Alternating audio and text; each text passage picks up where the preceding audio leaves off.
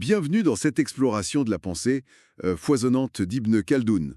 Bonjour, oui, une figure majeure. Né à Tunis en 1332, mort au Caire en 1406, ce penseur du XIVe siècle, eh bien, il continue d'influencer notre façon de voir les sociétés. Absolument. Près de 700 ans plus tard, c'est assez incroyable. Alors l'idée aujourd'hui, c'est de dégager un peu l'essentiel de ces concepts clés, à partir de différentes analyses, et de comprendre pourquoi ça résonne encore. Mhm. C'est un personnage complexe, mais essentiel. Et pour commencer, son parcours personnel est déjà... c'est une véritable épopée, quoi. Tout à fait. D'origine andalouse, sa famille fuit vers Tunis. Voilà. Puis il passe par Fès, Grenade. Il est ministre, il connaît la prison. Une vie pleine de hauts et de bas, de changements d'allégeance aussi, très mouvementée. Et puis il y a ce choc terrible. Il a 16 ans et la peste noire. Ah oui, le Taoun al-Jarif. Ça, c'est fondamental.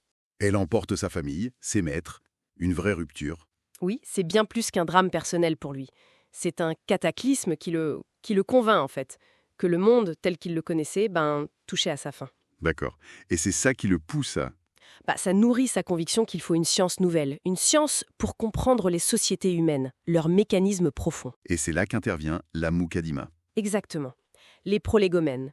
Il commence à la rédiger pendant un exil forcé, près de Tiaret, en partie de mémoire d'ailleurs. Incroyable. Et il pose les bases de ce qu'il appelle le Ilm al-Umran, la science de la civilisation ou de la société, on pourrait dire. Et au cœur de cette science, il y a cette fameuse théorie, la théorie cyclique des civilisations, des dynasties. C'est ça, une idée qui fascine encore beaucoup aujourd'hui. Peux-tu nous en dire un peu plus sur ce cycle Sha'ira? Comment ça marche selon lui? Alors, en gros, il décrit comment un groupe, souvent issu de conditions de vie assez rudes, primitives, ce qu'il appelle Bédawa, un groupe uni par une très forte solidarité, va conquérir le pouvoir. C'est la phase d'ascension. D'accord. Et après? Ensuite vient l'apogée. L'urbanisation, le développement de la culture, le raffinement. C'est la phase Hadara. Le luxe en quelque sorte. Oui, le luxe, le confort. Mais c'est là que le bas blesse, selon Ibn Khaldoun.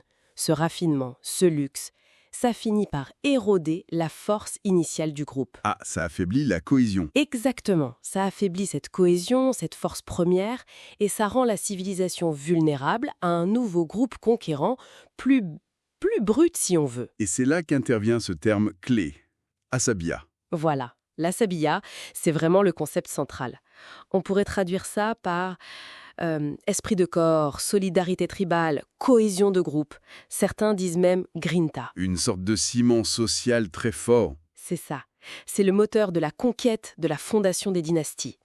Mais Ibn Khaldoun observe en regardant l'histoire, les conquêtes arabes, les Almohades par exemple, que cette asabiya, elle s'effrite au contact de la vie sédentaire, du pouvoir, du luxe. Le passage du Bédawa au Hadara la dissout progressivement. Sur combien de temps à peu près? Il parle de quelques générations. Parfois 3, parfois il détaille un peu plus, 5 étapes. En tout cas, cet affaiblissement prépare la chute et l'arrivée d'un nouveau groupe avec une asabiya toute neuve. C'est une vision assez déterministe, non? Ce cycle semble inévitable chez lui. Oui, c'est une excellente remarque. C'est assez déterministe. Le cycle semble vraiment inéluctable. La perte des vertus guerrières, le luxe, ça mène quasi systématiquement à l'affaiblissement. Il ne propose pas vraiment de solution miracle. Son but est plutôt de décrire ce qu'il voit comme une loi de l'histoire. Abordons aussi les aspects, disons, plus controversés, ou en tout cas datés de sa pensée. Oui, il y en a, forcément. Je pense à ses analyses qui lient le climat, la nourriture, au caractère des peuples. Une idée héritée des Grecs, je crois. Tout à fait, la théorie des climats, très répandue à l'époque. Ou ses jugements, parfois très durs, sur les Arabes nomades. Il les décrit comme race de pillards, peu capables de fonder un empire sans une forte impulsion religieuse. Oui, ce qui est paradoxal car il revendique lui-même une origine arabe prestigieuse. C'est ça. Et puis, il y a ces classifications d'autres peuples basées sur la théorie des humeurs. Les nègres, par exemple. Alors là, c'est crucial de vraiment replacer ça dans le contexte intellectuel du XIVe siècle. La géographie climatique, la médecine humorale, c'était les outils d'analyse de l'époque. D'accord, ce n'est pas à lire avec nos yeux du XXIe siècle. Exactement. Et puis, son regard, c'est aussi celui d'un citadin lettré, issu d'une élite. Il observe le monde bédouin avec une certaine distance, un peu aristocratique, même s'il a eu des contacts directs, parfois forcés, avec ce monde-là. Ce n'est pas du racialisme au sens moderne du terme, mais une tentative d'expliquer des différences avec les moyens du bord, disons. Un autre épisode marquant de sa vie, c'est sa rencontre avec Tamerlan. Ah oui, Timur Lenk, devant Damas, en 1400. Spectaculaire. Le grand savant qui négocie pendant des semaines avec le conquérant redouté, alors que la ville est assiégée. Fascinant. Très fascinant, mais ça lui a valu aussi des critiques, On l'a accusé de quoi au juste? Certains ont dit qu'il avait un peu vendu Damas, donné des informations stratégiques à Tamerlan pour sauver sa peau et ses biens. C'est ambivalent. Ce qui nous amène à son héritage.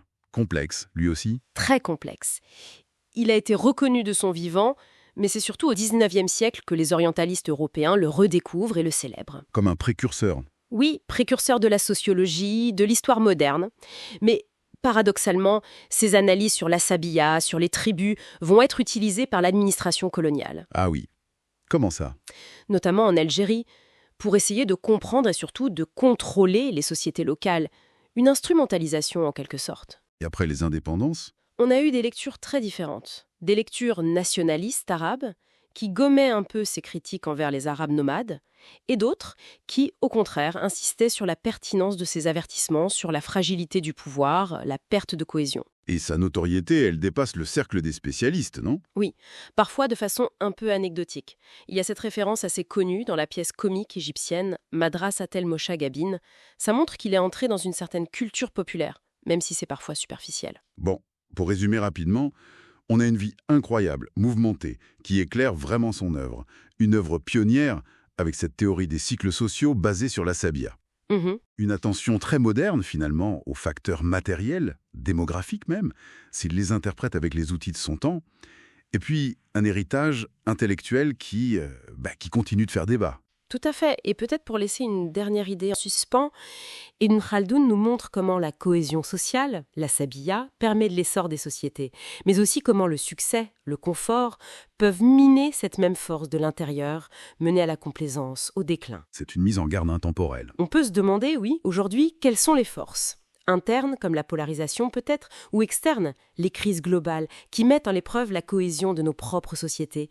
La question reste ouverte. Et la pensée d'Ibn Khaldoun nous offre des outils pour y réfléchir.